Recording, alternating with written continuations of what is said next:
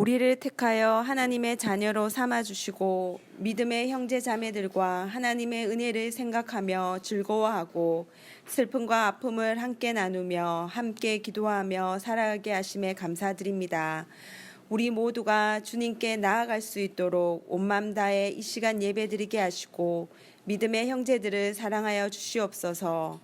참된 교회의 모습은 나를 자랑하고 자신을 드러내려고 하는 것이 아니라 오직 주님뿐임을 고백하는 것입니다. 주님의 은혜에 감사하고 주님의 부르심에 순종하며 몸된 그리스도의 교회를 든든히 세워가려 구성원 한 사람 한 사람의 신앙의 깊이와 성숙함을 위해 달려갑니다.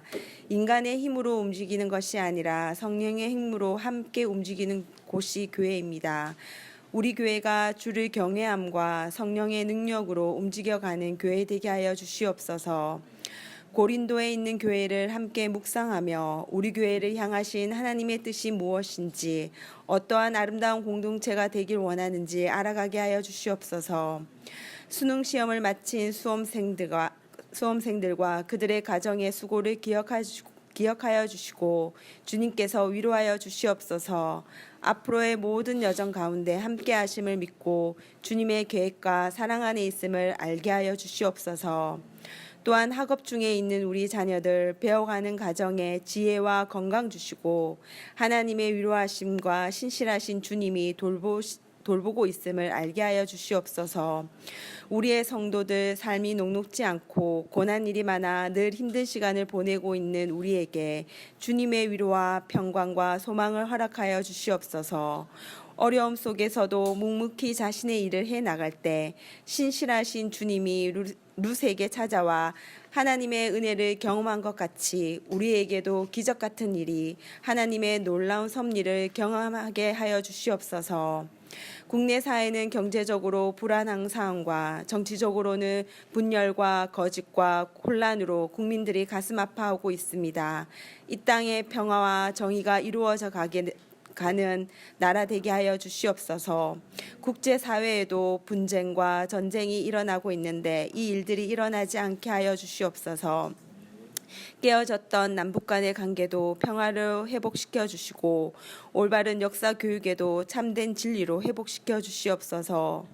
오늘 우리에게 말씀을 들려주시는 목사님과 듣는 우리에게 하나님의 은혜가 넘치도록 하여 주시옵소서. 예수님의 이름으로 기도합니다. 그런데 형제자매 여러분, 나는 우리 주 예수 그리스도의 이름으로 여러분에게 권면합니다.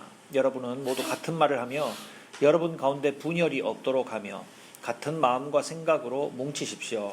나의 형제자매 여러분, 글로웨의 집 사람들이 여러분의 소식을 전해주어서 나는 여러분 가운데 분쟁이 있다는 것을 알게 되었습니다. 다름이 아니라 여러분은 저마다 말하기를 나는 바울 편이다, 나는 아볼로 편이다, 나는 게바 편이다, 나는 그리스도 편이다 한다고 합니다.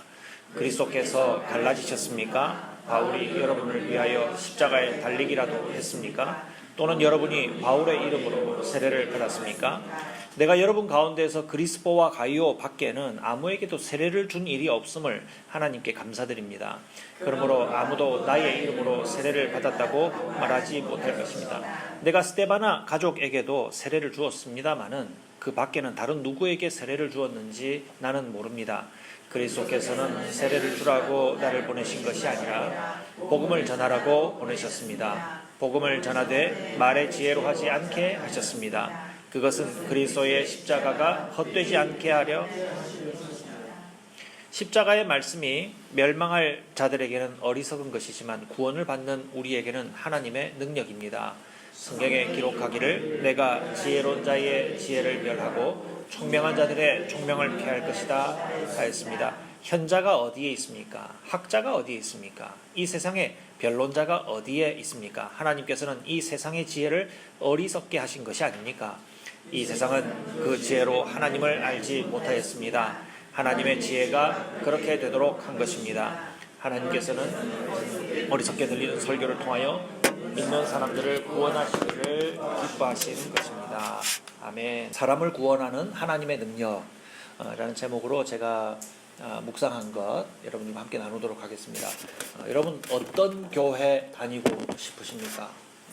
여러분은 어떤 교회에 일원이 되고 싶으십니까? 나중에 기회가 되면 여러분 어떤 교회 되었으면 좋겠어요? 어떤 교회 다녔으면 좋겠어요? 물어보실 수 있으면 좋겠습니다. 우리 중에는 어떤 좀 엉뚱하게도 혹은 진심을 좀 담아서 교회를 혹시 안 다닐 수는 없습니까? 라고 답을 할 수 있는 사람도 있을 수 있겠습니다. 그러면 좀 질문에서 범위에서 벗어난 답이지만 저는 그게 진실한 답이라 생각해요. 좀 안 다니고 싶은 거죠. 예. 그럴 때는 왜 그렇게 생각하세요? 교회를 안 다니고 싶은 이유가 뭐예요? 라고 열린 질문을 하면 교회에 대하여 정말 바라는 것을 얘기하는 것을 들을 수가 있을 것 같습니다. 여러분, 어린이에게, 어른들은 잘 체면 차린다고 대답 잘 안 해요. 어린이에게 어떤 교회 다니고 싶어? 라고 물으면 뭐라고 말할까요?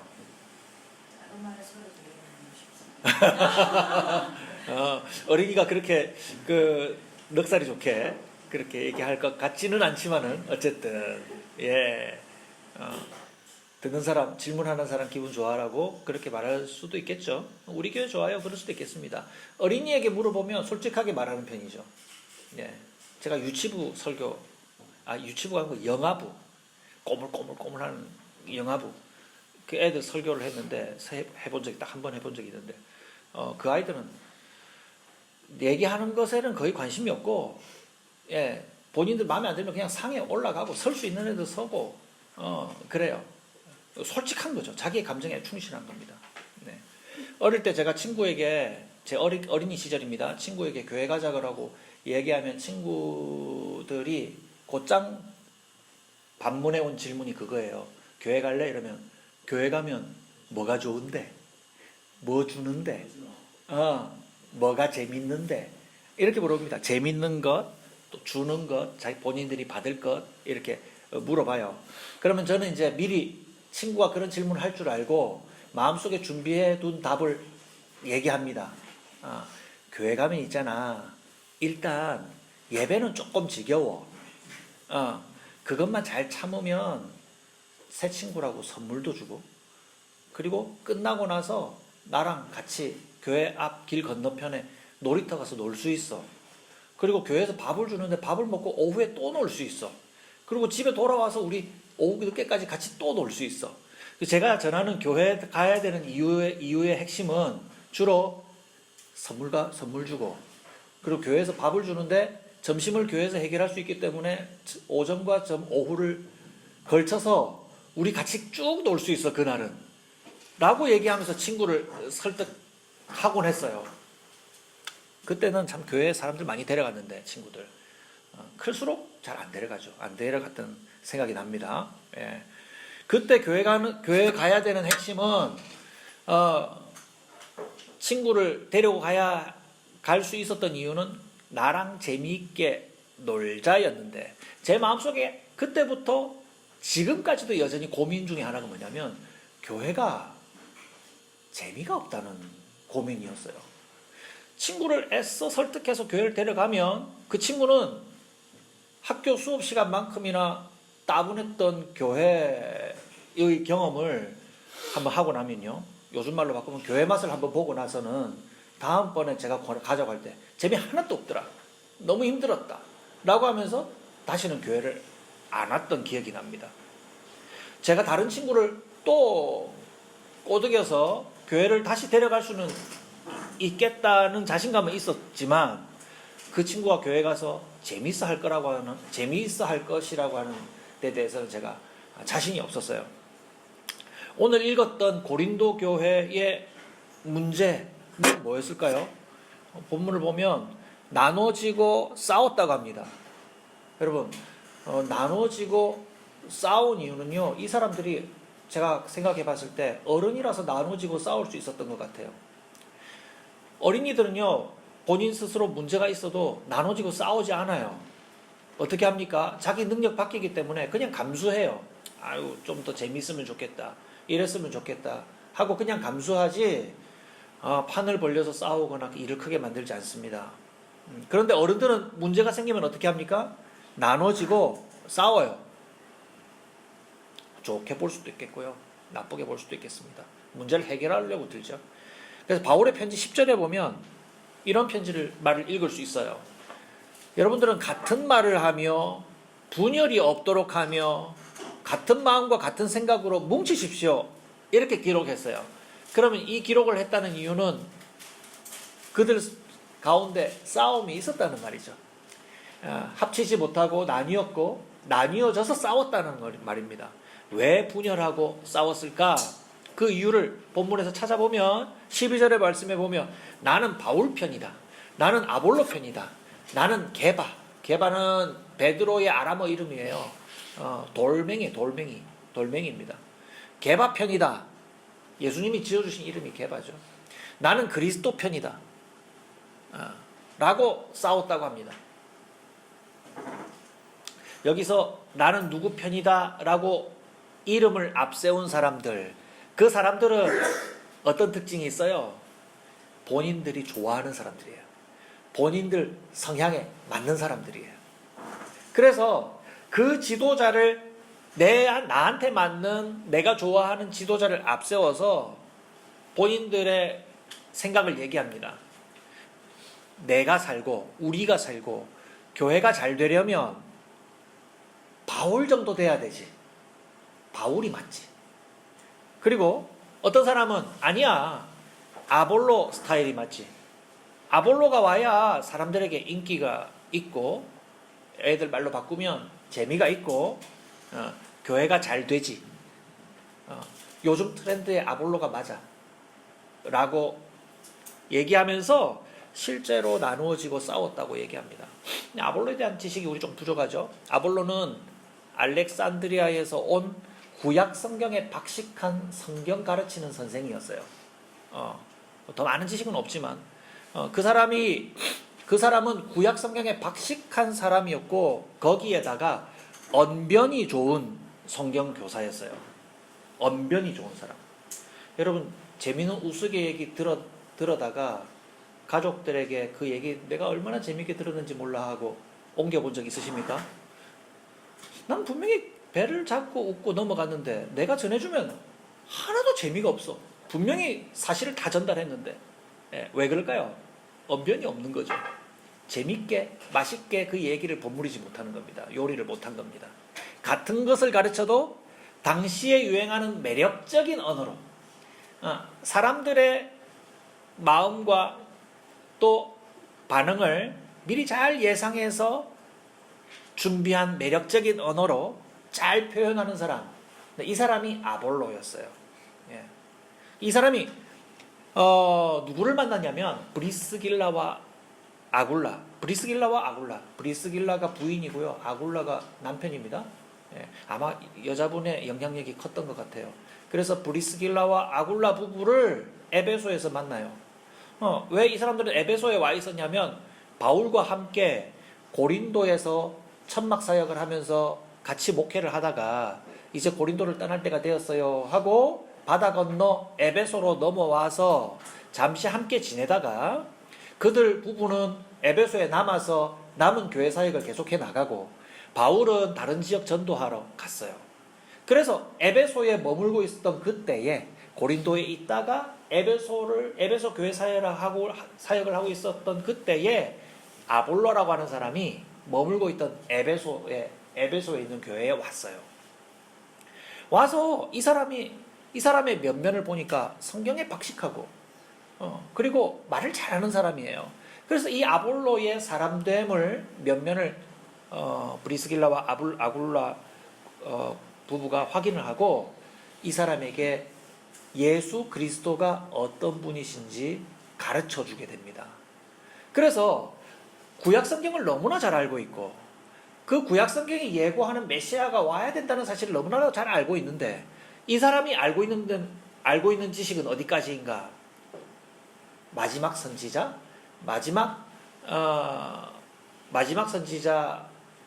세례 요한이 와서 그 길을 예비했다.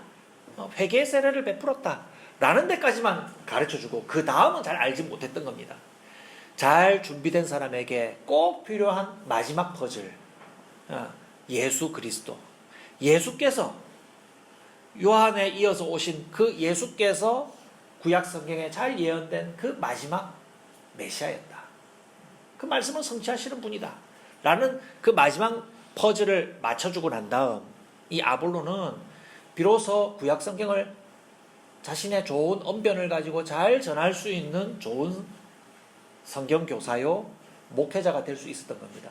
그래서 이 아볼로가 어디로 넘어가냐면 바울이 1년 반 동안 목회하고 떠났던 고린도로 넘어가게 된 거예요. 거기 가서 설교하는 설교자가 된 겁니다. 고린도 교회는 지난주에 잠깐 얘기했지만 바울이 목회했던 고린도라고 하는 그 도시는요, 그리스의 큰 대도시 중에 하나였어요. 여러분 아는 그리스 도시 아테네, 스파르타, 고린도 뭐 이런 도시들입니다. 큰 이름, 우리가 알만한 도시들은 큰 도시들의 이름이죠. 예. 그 당시 그리스는요, 어떤 사람들이 인기를 얻었냐면, 여러분 그 윤리 도덕 시간에 들은 이름이 들어봤을 거예요. 소피스트. 소피아가 지식이거든요. 소피스트는 어떤 사람들이냐면 지식을 사랑하는 사람들이에요. 지식을 잘 다루는 사람들, 언변이 좋은 사람들, 화술이 좋은 사람들. 소피스트라는 웅변술이 좋은 사람들이 유행을 했어요. 그래서 이 웅변술이 좋은 사람들은요, 사람들을 모아놓고 강연을 하고 돈을 받았고요. 그리고 그 훌륭한 웅변술을 가르치기 위해서 제자들을 기르면서 수업료를 또 받았어요. 학원을 열고, 오늘처럼 학원을 열고 그 제자들에게 수업료를 받아서 살 수 있었어요. 그리고 그 웅변술이 좋은 사람들은요, 관공서의 관리로 취직을 하기도 했다고 합니다. 그야말로 소피스트들이 유행하던 시대, 인기를 누리던 시대였어요. 그러니까 고린도도 역시 마찬가지로 당시 그리스의 유행을 타고 있었던 큰 대도시 중에 하나였고요. 거기엔 특별히 사람들이 많이 모이는 도시였기 때문에 거기에 교회를 이루고 있는 성도들의 취향에 아볼로라는 사람이 나타나서 설교를 해주었을 때 인기가 있었겠죠. 예, 인기가 있었습니다.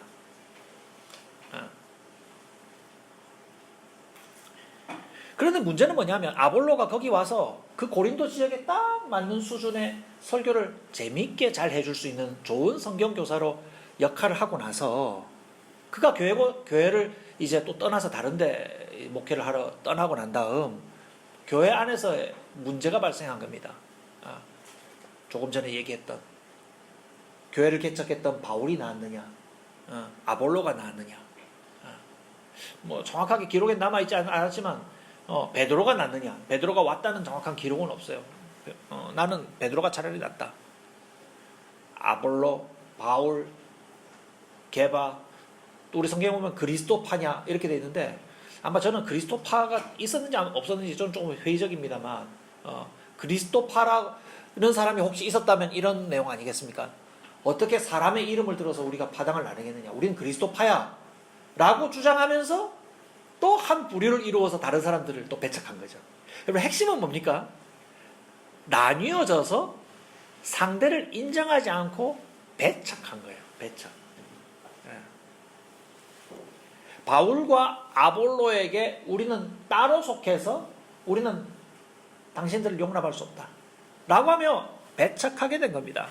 근데 중요한 지점은 뭐냐면 여러분 성경 말씀을 보면 바울은 물론이거니와 사도행전 18장을 우리 참고해서 보면 브릭스길라와 아굴라가 아볼로에게 예수 그리스도가 누구신가 맨 마지막에 가르쳐줬을 때 아볼로가 그 진리를 깨닫고 마지막 퍼즐을 맞추고 난 다음 어떻게 전도를 하냐면 예수께서 그리스도이시다, 예수가 구원자이시다, 예수가 메시아이시다 라고 힘있게 증거했다고 기록해요.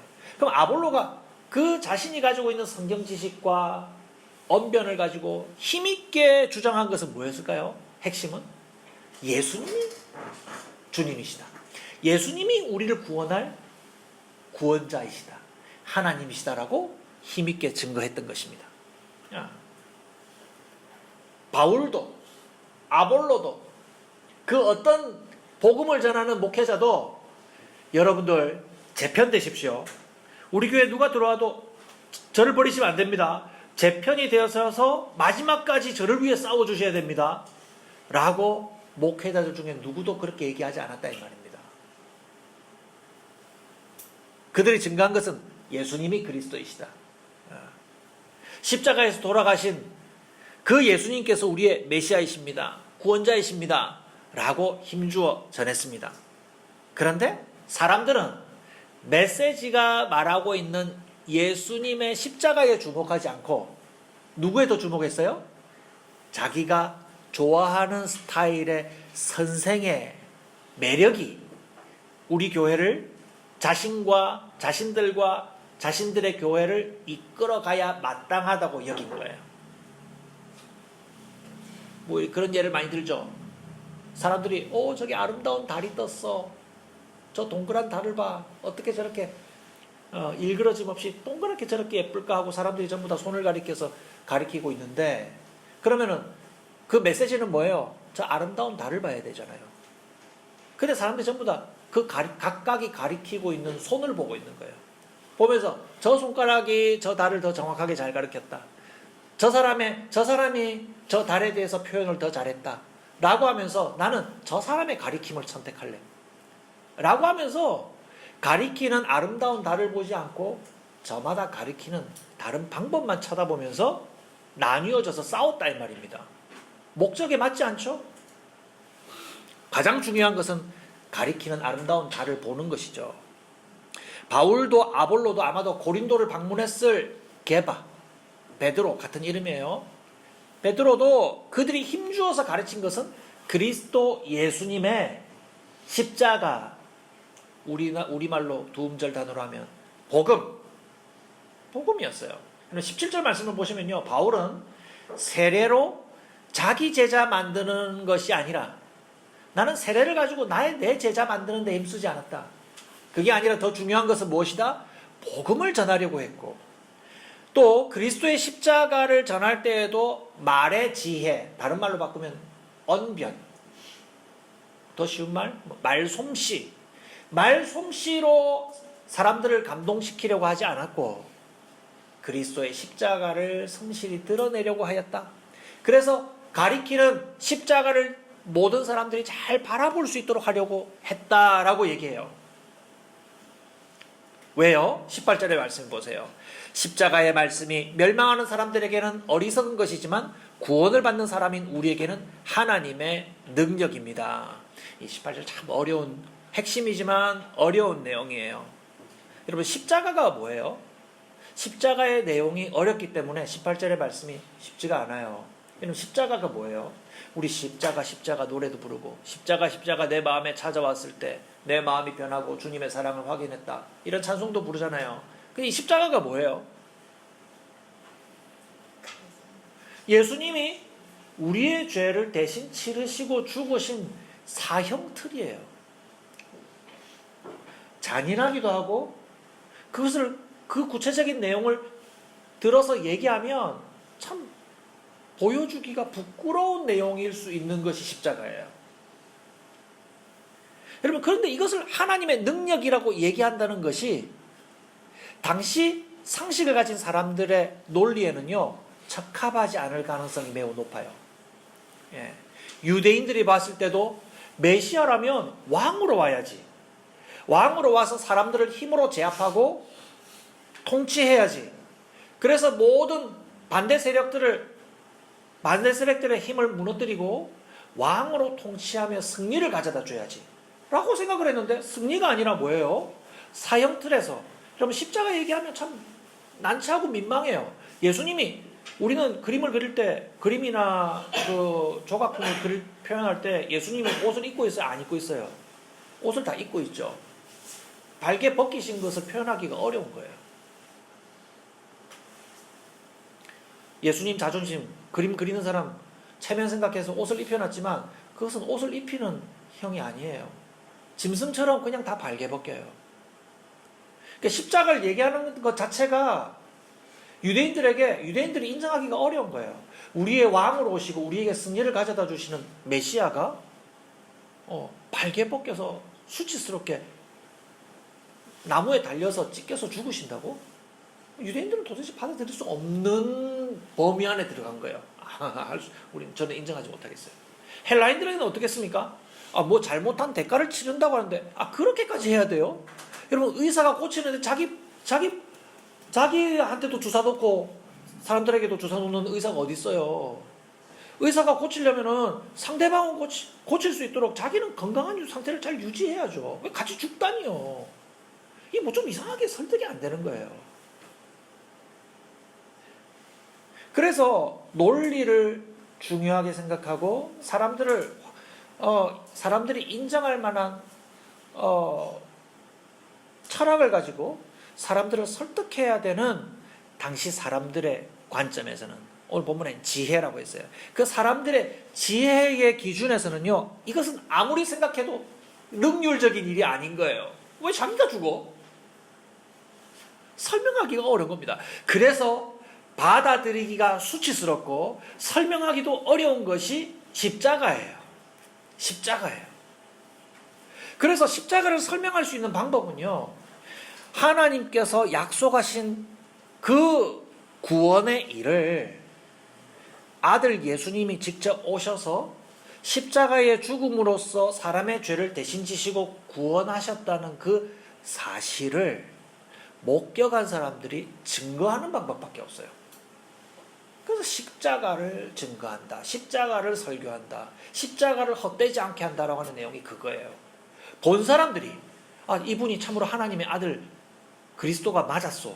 그런데 그분이 십자가에서 죽으셨어. 그리고 다시 살아나셔서 우리에게 생명을 주신다고 하오. 이분의 행한 일들의 시작과 마침, 그 모든 과정들을 보았을 때 사랑이 틀림없어. 그리고 그분은 하나님이셨어. 살아나셔서 증거하기를 그분과 같이 우리에게 생명을 주신다고 약속하셨어. 그리고 하나님이 계시는 저 보좌로 승천하여 올라가셨다라는 것을 다 보고 증거하는 방법밖에는 이 십자가를 설명하는 방법이 없더라는 거예요. 없더라는 거예요. 그것이 바로 십자가입니다. 십자가를 통하여서 사람을 구원하시는 하나님의 능력은 하나님의 사랑이었구나. 그것은 십자가를 통해서 드러났구나 라는 것을 확인하는 방법밖에 없다 이 말입니다. 십자가가 무엇입니까? 조건 없이 사람을 용납하시고 사랑하여 주시는 하나님의 능력이라 이 말이에요. 그런데 어디서 모순이 발생했어요? 바울의 설교 잘 들었어요. 아볼로의 언변이 뛰어난 설교를 잘 들었어요. 우리 교회 저 설교자가 오면은 우리 형제 자매님들이 많이 불어날 텐데, 많은 사람들이 알아보고 우리 교회 인기가 대단해질 텐데, 라는 기준에서 아볼로의 설교도 듣고 바울의 설교도 듣고 혹은 다른 지도자들의 설교를 들었지만, 그들의 결과가 그 설교가 가리키는 십자가에 주목하고 조건 없이 사람들을 용납하고 받아들이는 결과가 아니야, 이게 맞아, 저게 맞아 하면서 용납하는 게 아니라 어떻게 한다? 차별하고 나뉘어지고 싸우더라 이 말이에요. 그러면 그들의 가르침에 대한 결과가 모든 것이 다 실패한 것 아니겠습니까? 사람을 구원하는 하나님의 능력이 교회에 나타나려면 여러분, 교회에 무엇이 있어야 됩니까? 십자가의 사랑이 그 교회에 있어야 합니다. 오늘 그 얘기하려고 하는 겁니다. 그 사람의 있는 모습 그대로 맞아들이고 사랑하여 주시는, 우리는 잘 해석하기 어려운 십자가의 사랑을 받아들이고 내가 그 사랑 받았어, 나도 그 사랑 따라 살래 라고 하는 사람들이 채워져 있는 교회가 되어야 그 교회가 예수님의 교회, 하나님의 교회, 사람을 살리는 하나님의 능력이 있는 교회가 된다라고 얘기하는 거예요. 사람의 조건을 보고 더 환영하거나 혹은 멸시하는 곳, 그 실수를 누가 했어요? 고린도 사람들이 한 거예요. 내세우기는 바울을 얘기하고 내세우기는 아볼로를 얘기하고 게바를 얘기했지만 실제로 내세우는 건 누굽니까? 나는 바울이라는 지도자에 난 더 어울리는 사람이야. 나는 아볼로가 나에게 더 설득력 있다고 생각해. 나는 아볼로 따를래. 나의 품위는 아볼로에게 속했어. 자기의 소속감을 아볼로에게 두는 거예요. 혹은 게바에게 두는 거예요. 그 결과가 뭐예요? 그렇지 아니한 사람들을 배제하는 거예요. 무시하는 거예요. 멸시하는 겁니다. 교회의 영광이 그곳에는 없어요. 사람을 살리는 능력이 그 공동체에는 없다고 봐야 되는 겁니다.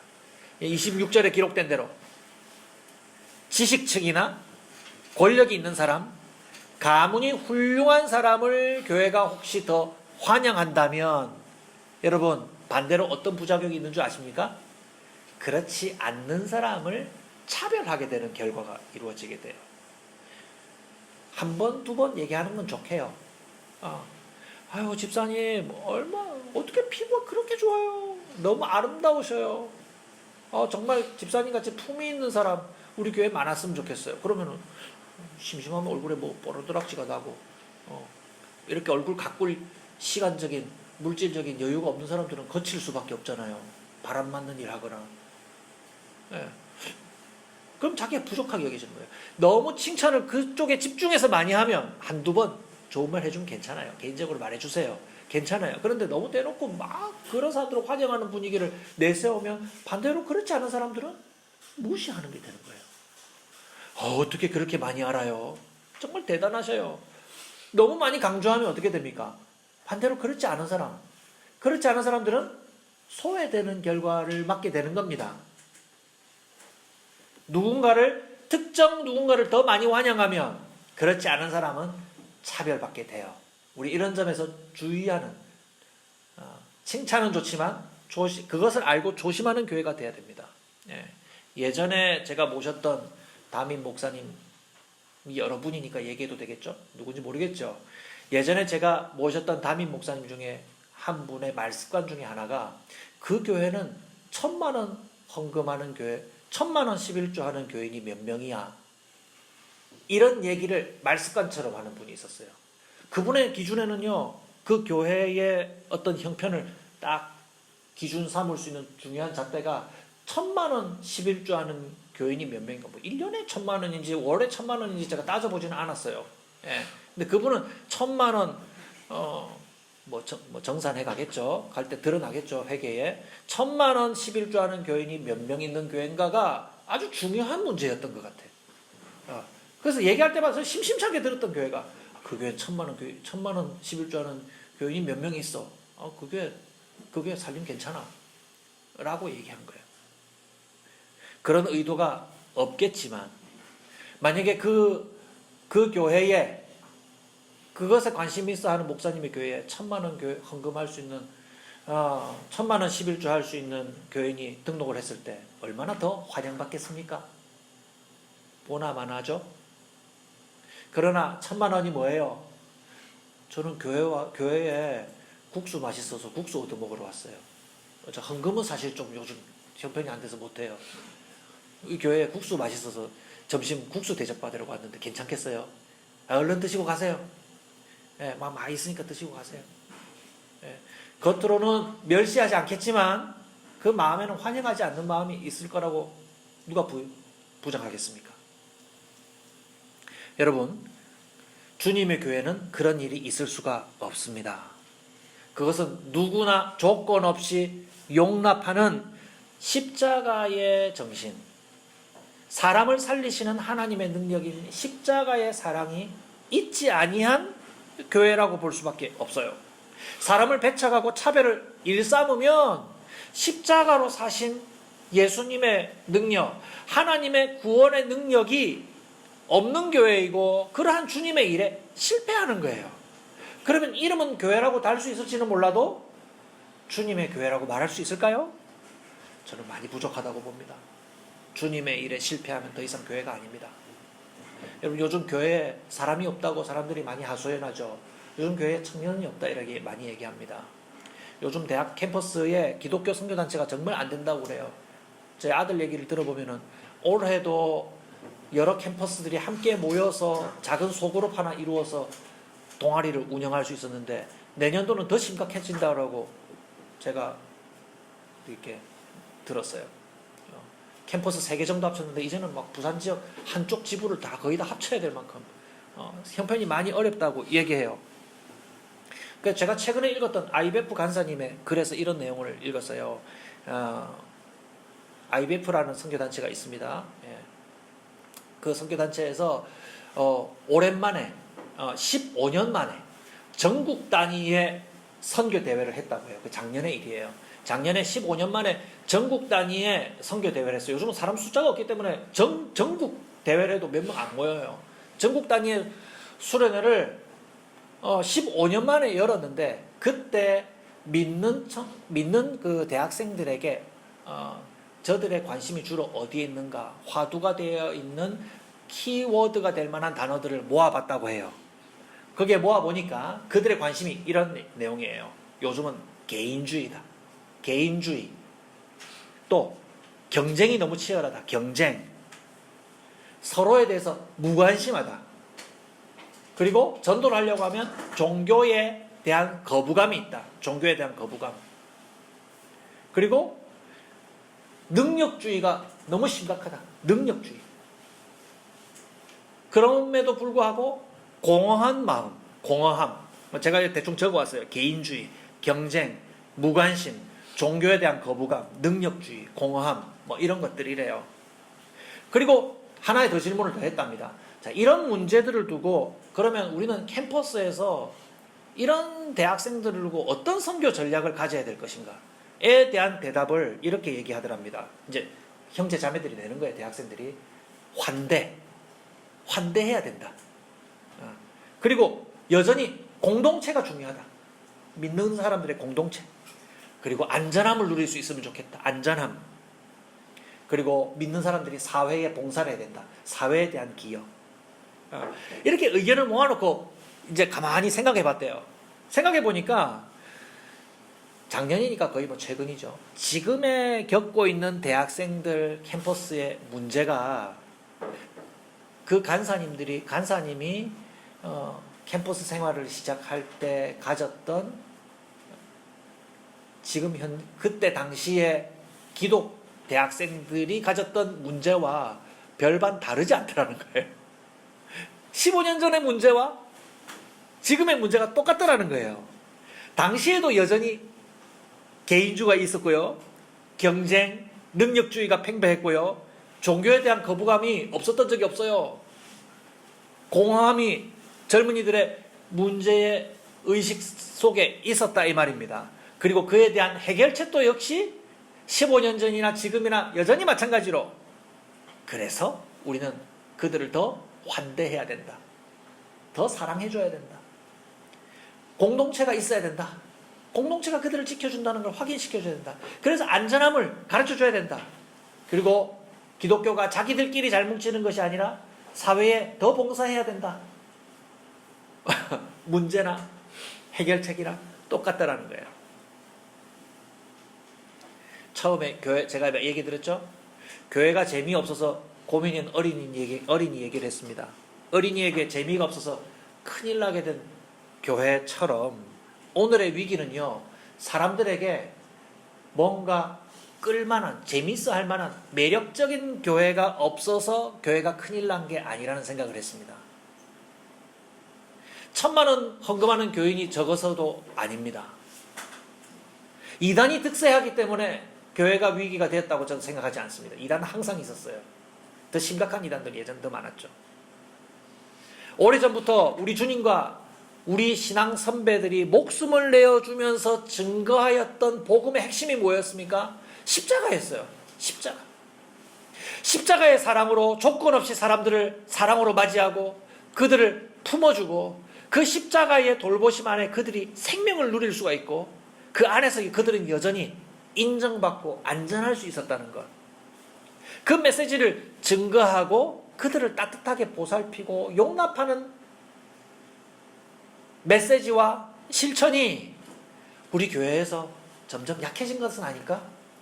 그래서 우리가 교회의 위기를 맞게 된 것이 아닌가라고 생각합니다. 우리는 어떤 교회가 되어야 할까요? 더 재밌는 교회? 쉽지 않아요. 재밌는 게 얼마나 밖에 많은데요.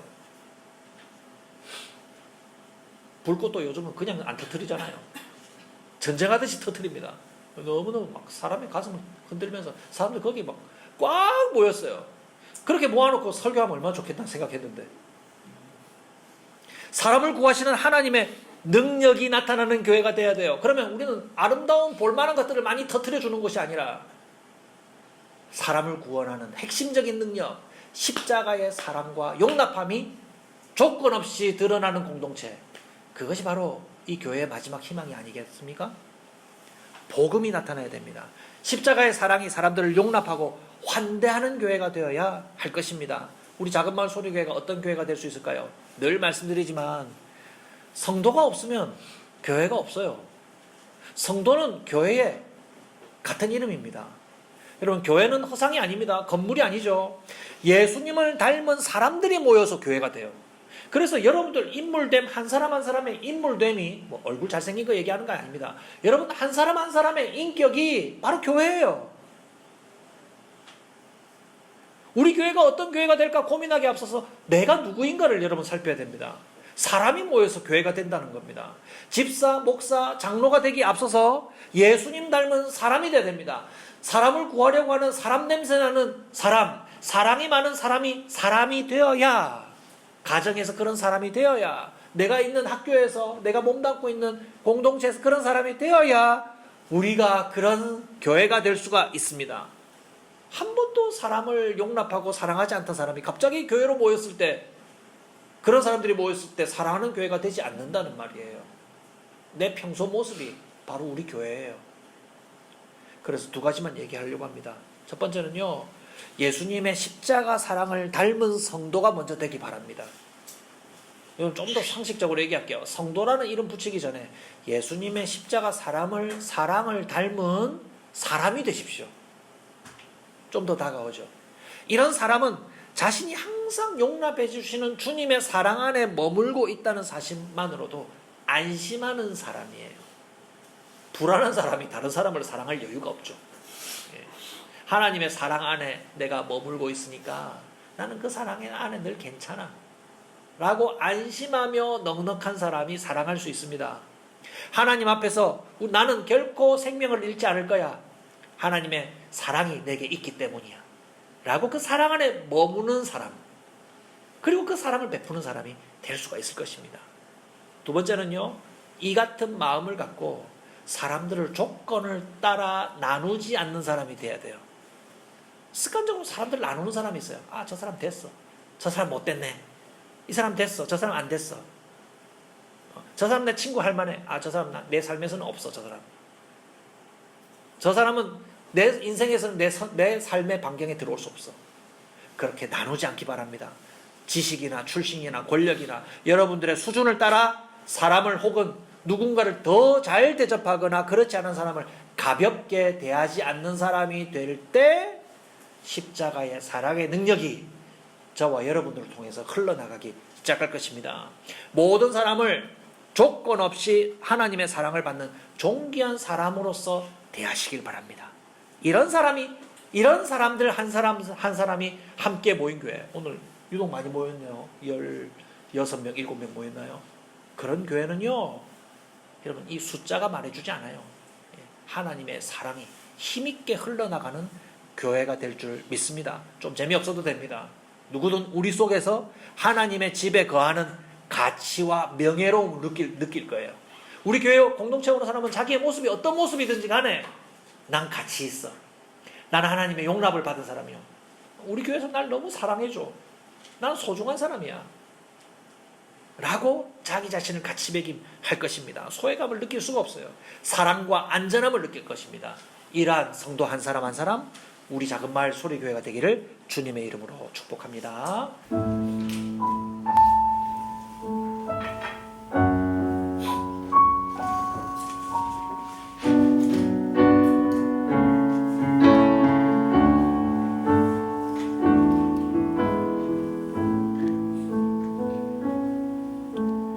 무엇이 변치하나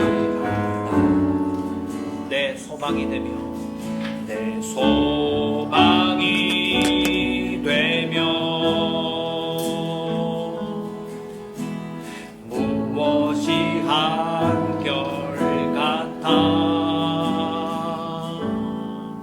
내 삶을 부리 그 누가 날 만족해 해 그가 날 만족해 해 내 형이시며 그 누굴 기다려 내 영이